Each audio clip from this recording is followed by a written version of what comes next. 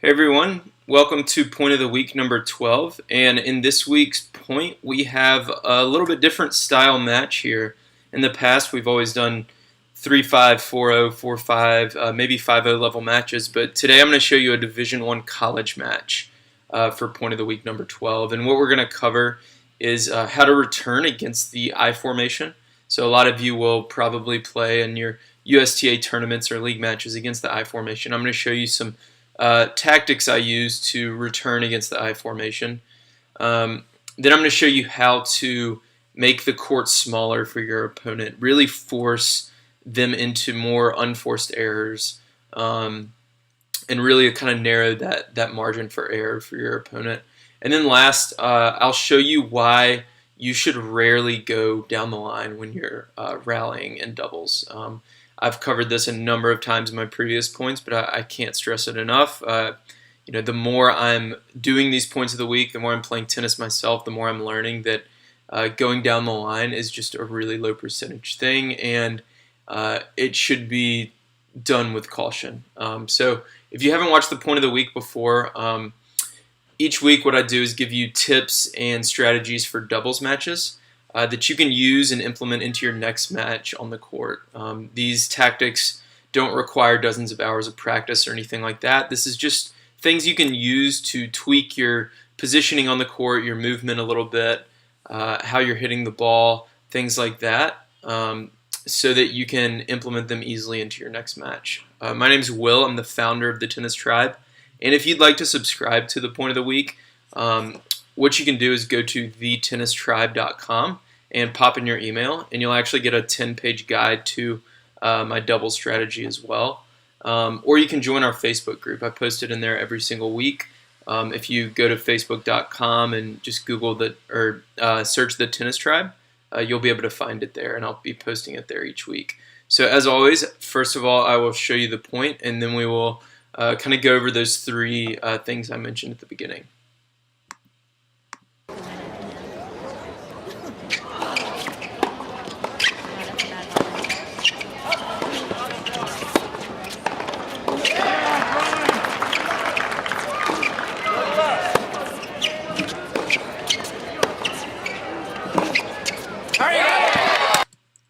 Alright, so that's the point. You can see it's a pretty good point, mostly really just a baseline rally. And the first thing I want to cover is returning against the I formation. So there's a couple of things I like to think about when returning against the I formation. A lot of players, what they do when I or my opponent, when I or my partner start doing an I formation, a lot of opponents that I play against will immediately try to go for that down the line shot, and I think that is a bad idea. I think when somebody switches to the I formation against you, the first thing you want to do is make them beat you. Continue to return solid cross court. You've heard me say before, returning low at that middle net strap is always a pretty good return in doubles, especially if there is a player at the net on the other side.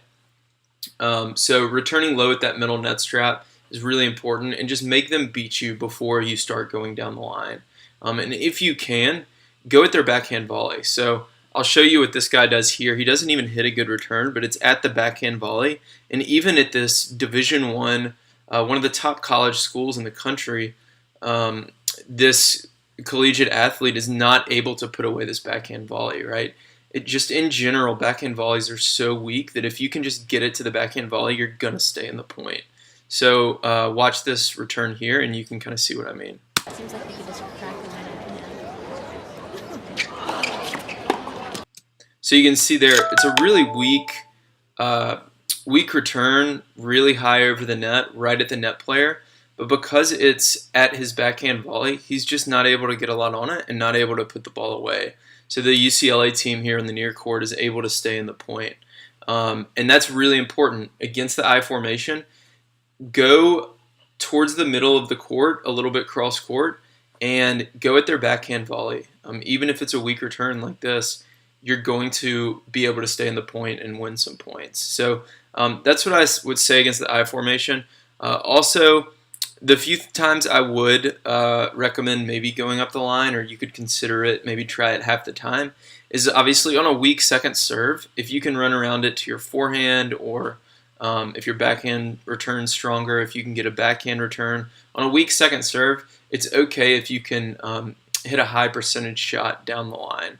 I wouldn't go for a winner on it. I would try to roll it over the net, just hit a good solid down the line shot that's going to kind of get them out of position, and then look to put away the next ball. But don't go for too much, because you will miss more than you make if you're going for too much returning against that I formation. So a couple of tips there on that.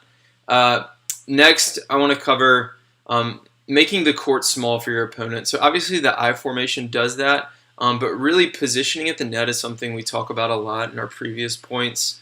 And a lot of players, especially at USTA levels 3-5 to 4-5, they kind of hug the alley. And I've mentioned this a bunch of times in a lot of my points in the past. But watch this net player on the other side, this USC guy. Watch where he's standing during the rest of this point to try to make the court small for this UCLA team. So you can see he's closer to the middle service line than he is to the sideline. And the reason for that is he's trying to really make that cross-court shot a lot smaller. Now, they end up losing the point, but most of the time that's really going to make the team on this near side struggle, or better yet, it'll sometimes force them to go down the line, which we know we've talked about as a low percentage shot. So really making sure you're at least in the center of the service box, if not a little bit closer to that center service line, really to make that court small for them. And that makes your opponent, A, it makes them make a decision, and then B, it gives them a smaller target, rather than hugging this alley and giving them a wide open cross-court shot. So a really good way to force unforced errors is to do that. Just shift your position over just a little bit at the net. And we're all taught to not hit it at the net player, so that's going to really force a lot of unforced errors.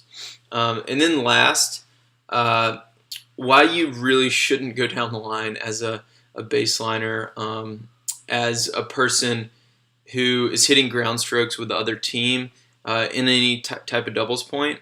This UCLA team here never went down the line. It was wide open.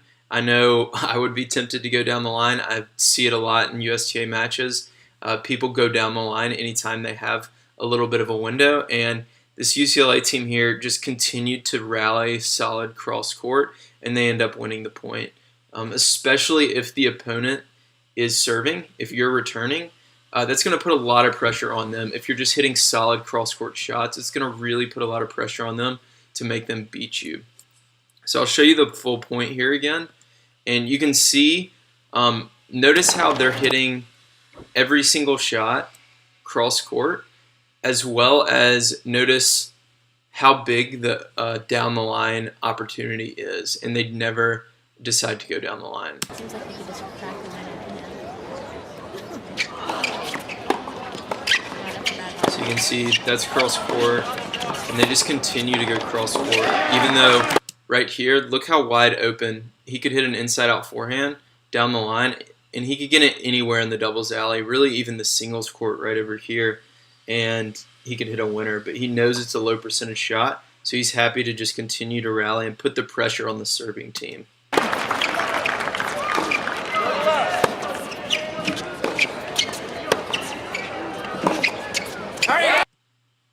And that's why it's so important. One of the first things you do, when I played college tennis, one of the first things we did in practice was just rally cross court 5 minutes on both sides, or 10 minutes on both sides, something like that.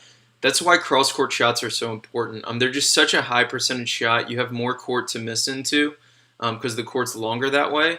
And if you can really just hit solid cross court ground strokes, especially in USTA 3-5, 4-0, 4-5 levels, you're going to be better than 90% of the teams you play, because you're just not going to miss. And they're going to have to be aggressive at the net. They're going to have to come beat you. And they're going to have to hit really good volleys. So, again, to recap, returning against the I formation, make your opponent beat you first. Don't go up the line until you have to.